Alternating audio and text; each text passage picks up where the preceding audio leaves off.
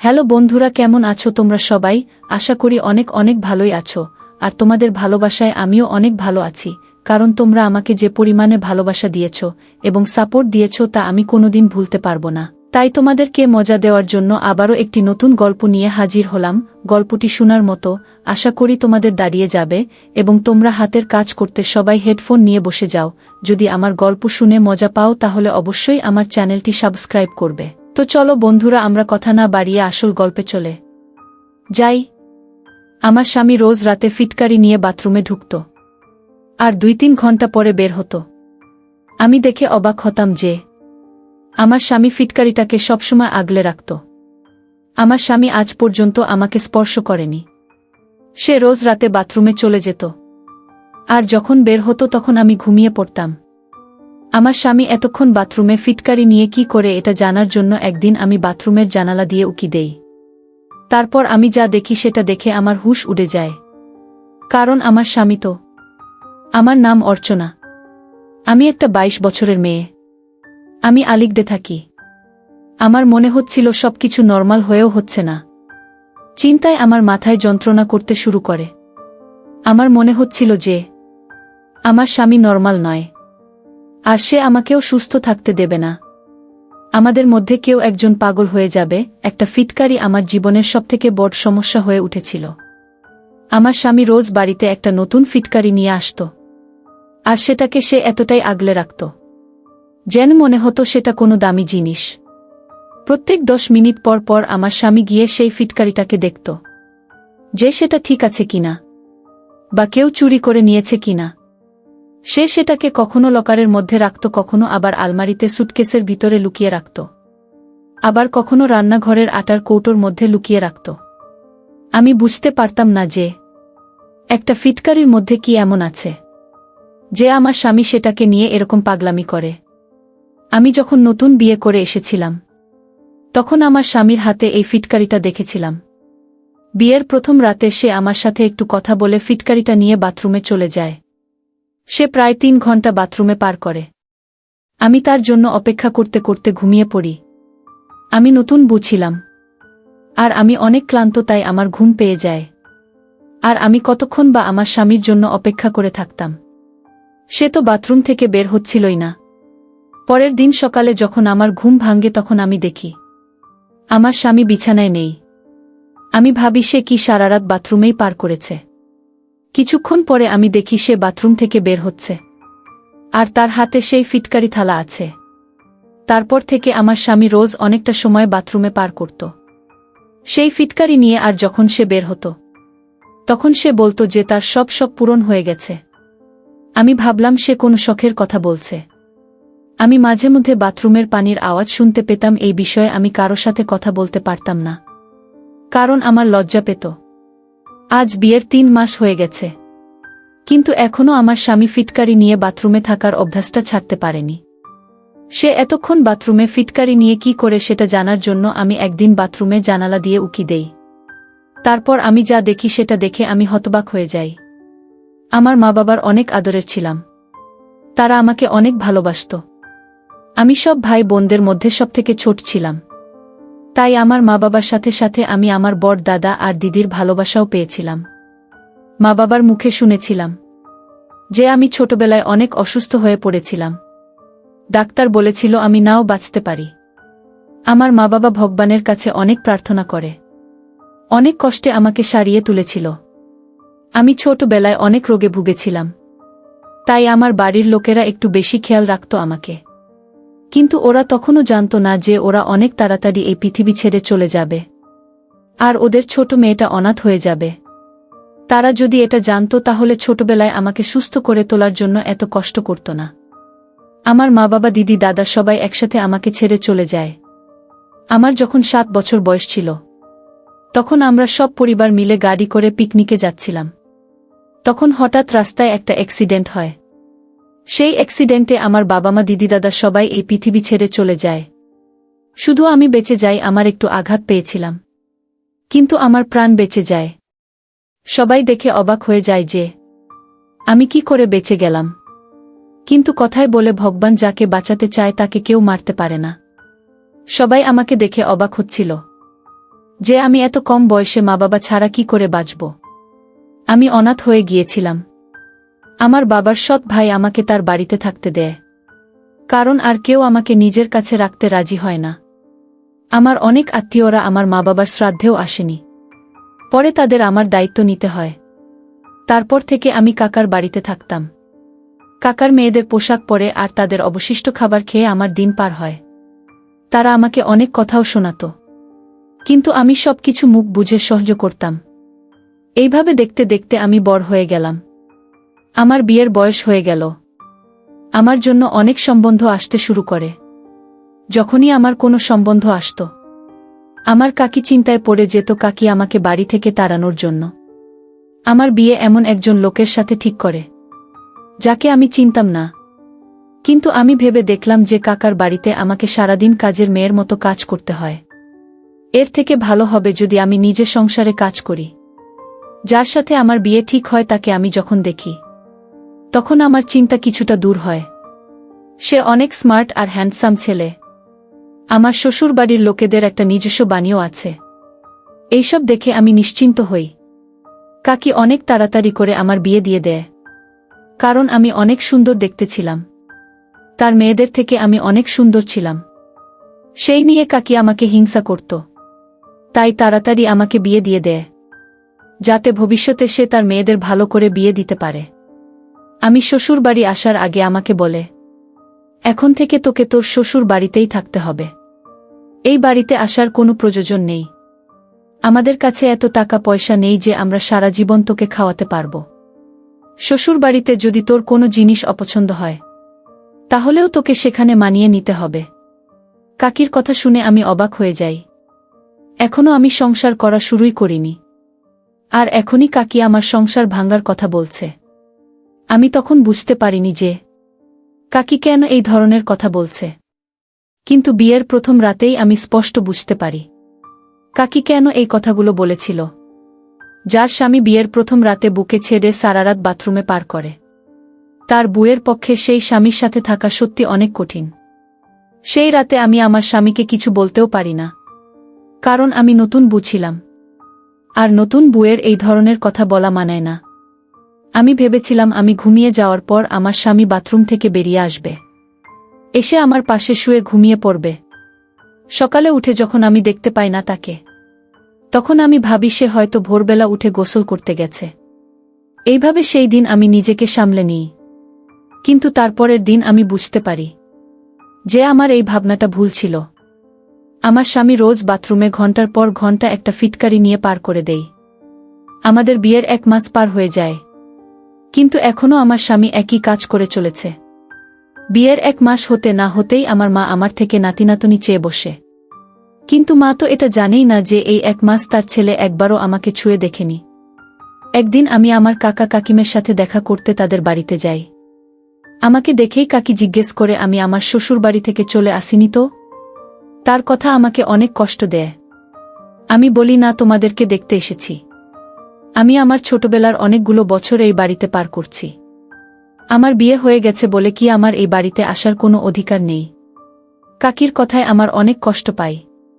আর আমি বাড়ি ফিরে আসি, বাড়িতে এসে দেখি আমার স্বামী ফিটকারি নিয়ে বাথরুমে ঢুকেছে। সে তো আমাকে দেখতেই পেত না। সে আমার থেকে বেশি ফিটকারিটাকে ভালোবাসত, সারাদিন ওটার সাথেই থাকত। আমার সহ্যের সীমা পেরিয়ে যাচ্ছিল।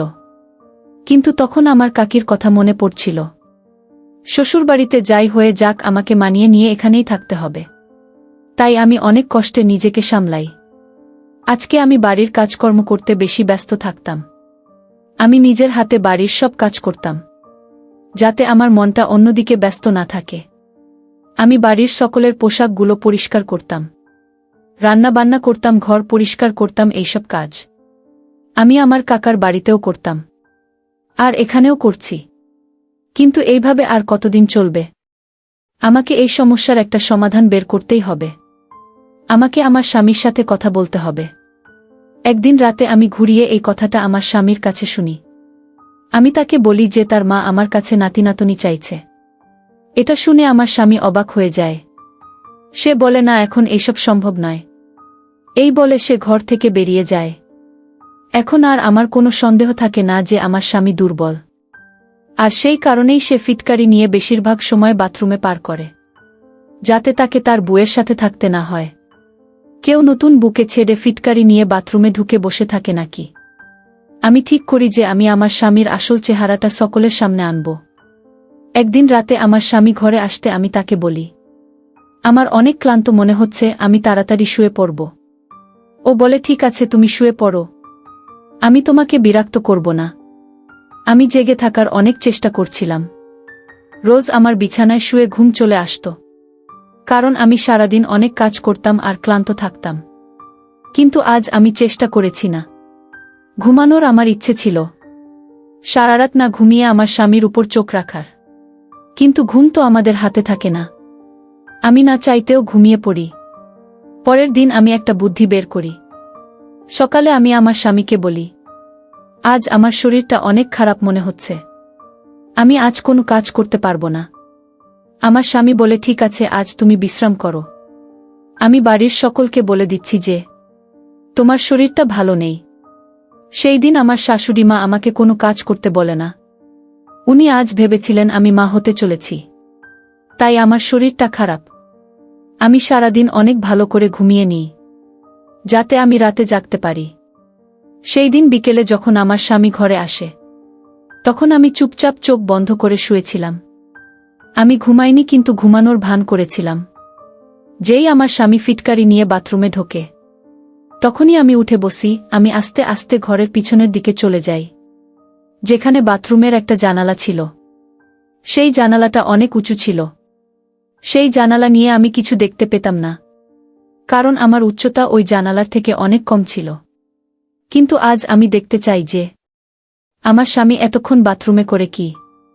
আমি একটা বুদ্ধি বের করি, আমি একটা চেয়ার নিয়ে আসি। তখন রাত 2টা বেজেছিল, আর বাড়ির সবাই ঘুমিয়ে পড়েছিল। আমাকে দেখার মতন তখন কেউ ছিলই না। কিন্তু তাও আমার ভয়ে হাত পা কাঁপছিল। যদি আমি ধরা পড়ে যাই তখন কি হবে? আমি কোনো রকমের সাহস সঞ্চয় করে চেয়ারের উপর উঠি। আমার পা তো কাঁপছিল। আমার মনে হচ্ছিল আমি চেয়ার থেকে পড়ে যাব। কোনো রকমে নিজেকে সামলে আমি জানালা দিয়ে ভেতরে উকি দেই। আর ভিতরের দৃশ্যটা দেখে আমার মাথার উপর তো আকাশ ভেঙে পড়ে। আমার স্বামী ফিটকারি নিয়ে এইসব কি করছে দেখে তো আমার চোখ অনেক বড় হয়ে যায়। আমি চেয়ার থেকে নিচে পড়ে যাই।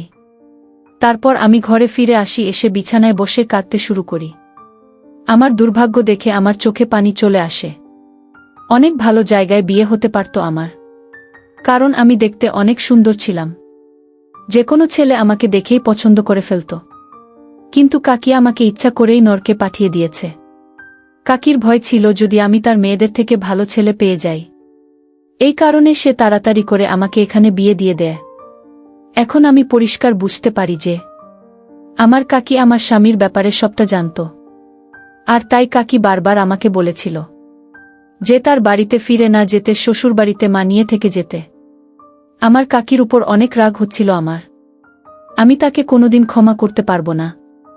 আমি এটাও বুঝতে পারি যে আমার শ্বশুরবাড়ির কেউ স্বামীর সমস্যার ব্যাপারে কিছুই জানে না।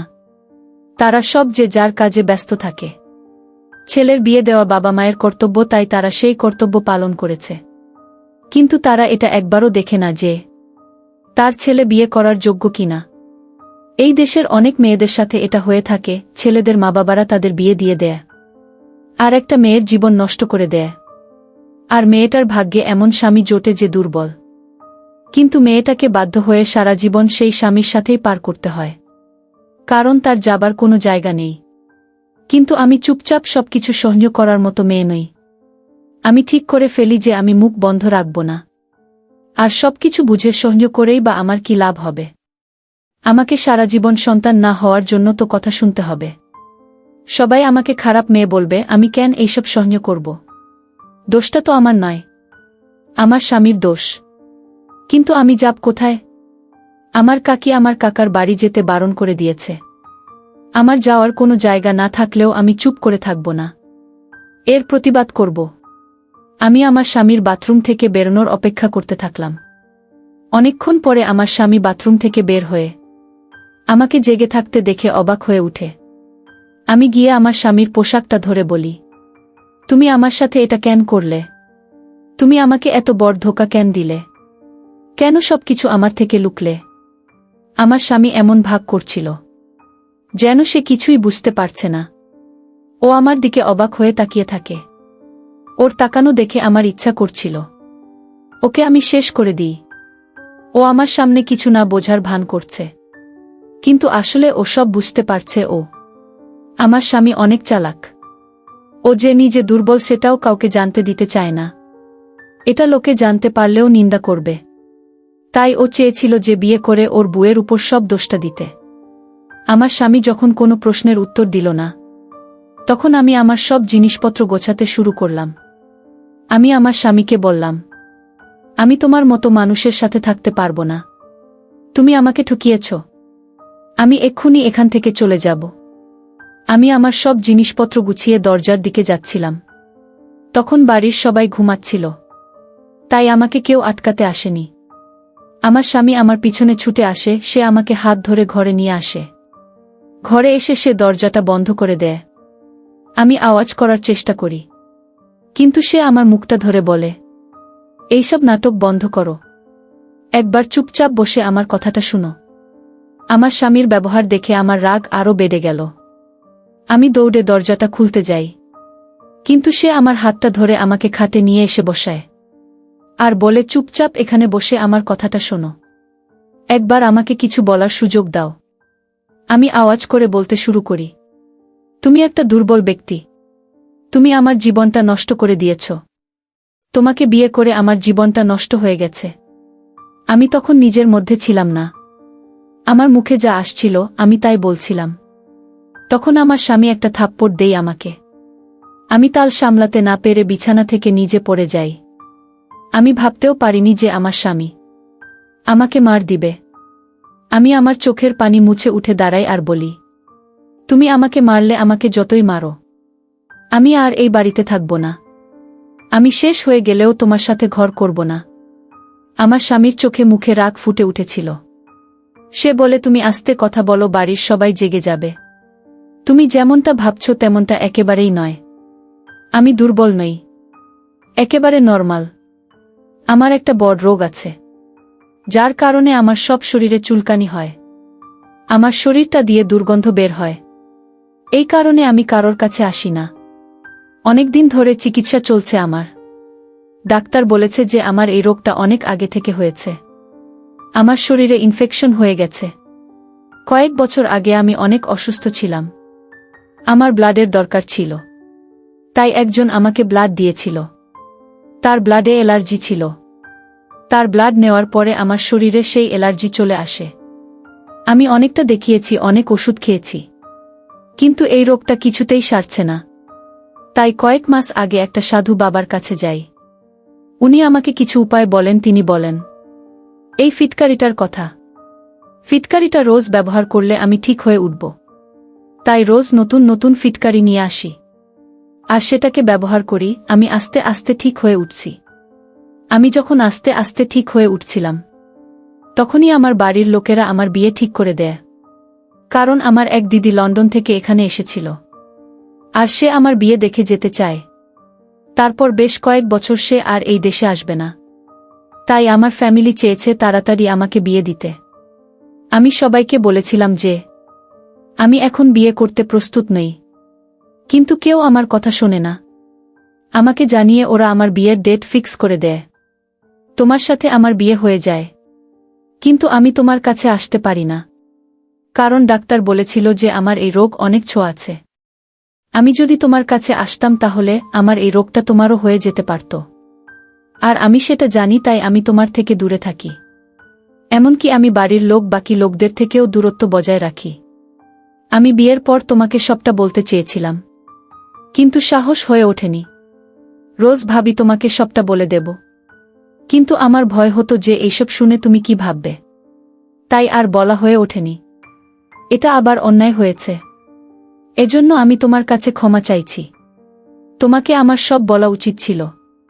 তুমি জানো না, আমার তোমার সাথে সময় পার করতে অনেক ইচ্ছে করে, কিন্তু আমার এই রোগের জন্য আমি সেটা করতে পারি না। সাধু বাবা বলেছেন যে আমি আর কয়েক মাসের মধ্যে সুস্থ হয়ে যাব। তারপর আমি তোমার সাথে সময় পার করতে পারব। আমার স্বামীর চোখ মুখ দেখে আমি বুঝতে পারছিলাম যে সে সত্যি কথা বলছে। আর অনুতপ্ত আমি তাকে অনেক খারাপ কথা বলেছি। এখন আমার তার জন্য খারাপ মনে হচ্ছে। আমি তাকে বলিনি তুমি আমাকে ক্ষমা করে দাও। আমি না তোমাকে অনেক কথা বলে ফেলেছি। তুমি খুব তাড়াতাড়ি ঠিক হয়ে উঠবে। আমি তোমাকে সারিয়ে তুলব ও ভালোভাবে তোমার যত্ন করব, যাতে তুমি তাড়াতাড়ি ঠিক হয়ে ওঠো। সেই দিন আর আজকের দিনের মধ্যে অনেক পার্থক্য। আজ আমার স্বামী সুস্থ হয়ে উঠেছে, আর আমার একটা 3 বছরের মেয়ে আছে। স্বামী স্ত্রীর মধ্যে একটা বোঝাপড়া থাকা দরকার। একে অপরের থেকে কিছু লুকানো উচিত নয়, এতে সম্পর্ক খারাপ হয়। একে অপরের প্রতি বিশ্বাস থাকা অনেক দরকার। মাঝে মাঝে আমরা শুধু নিজের কথা ভাবি, একবারও ভেবে দেখি না যে সামনের মানুষটার মধ্যে দিয়ে কি যাচ্ছে। তারা হয়তো আমাদের থেকেও বড় সমস্যায় আছে। সবটা না জেনে কাউকে দোষারোপ করা কখনোই উচিত না। বিয়ের পর আমি এটা বুঝতে পারি, আজ আমার পরিবারকে নিয়ে অনেক সুখে আছি। আমার স্বামী অনেক ভালো, সে আমাকে অনেক ভালোবাসে। আমার এখন ভেবে অবাক মনে হয় যে এই মানুষটার ব্যাপারে আমি কত কি ভেবেছিলাম। কিন্তু ভগবানের কৃপায় এখন সব ঠিক হয়ে গেছে আমাদের। বন্ধুরা, আজকের ভিডিওটা এখানেই শেষ করলাম। অনেক কষ্ট করে ভিডিওটি আপনাদের জন্য বানিয়েছি। যদি ভিডিওটি আপনাদের ভালো লেগে থাকে তাহলে একটা লাইক করবেন এবং চ্যানেলটি অবশ্যই সাবস্ক্রাইব করবেন।